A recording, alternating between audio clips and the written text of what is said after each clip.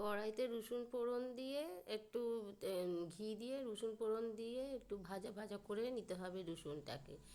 তারপরে ওর মধ্যে রসুনটা যেই ভাজা ভাজা হয়ে যাবে সঙ্গে সঙ্গে তাতে পেঁয়াজ কুচি দিয়ে একটু ভেজে নিতে হবে। পেঁয়াজ কুচি দিয়ে ভাজা ভাজা বেশ পেঁয়াজ কুচিটাকে ভাজা ভাজা করে নিতে হবে।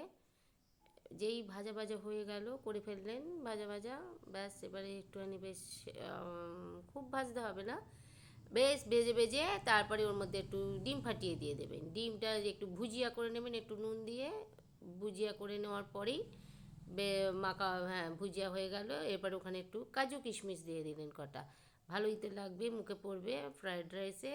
বেশ কাজু কিশমিশ দিয়ে একটু নেড়ে ছেড়ে একদম ফাটাফাটি হয়ে যাবে।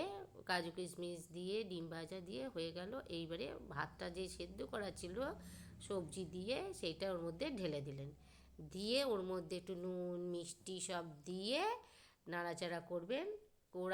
নাড়াচাড়া করার পর ব্যাস একটুখানি ঘি দেবেন। এরপরে এখানে কিন্তু গোলমরিচ কাঁচা লঙ্কাও দিতে পারেন যাদের যেটা মনে হবে। এবার একটু ঘি দেবেন, ঘি দিয়ে একটু নাড়াচাড়া করলেই রেডি হয়ে যাবে আমাদের মুখরোচক ফ্রায়েড রাইস। খুব সুন্দর খেতে হয়, খেয়ে দেখবেন আর আমার গুণগান গাইবেন।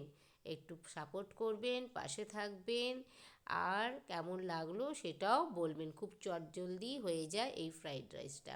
আর এই তো লাস্টে একটু শাহি গরম মশলা দিয়ে সুন্দর করে আবার একটু এদিক ওদিক করে নামিয়ে নেবেন।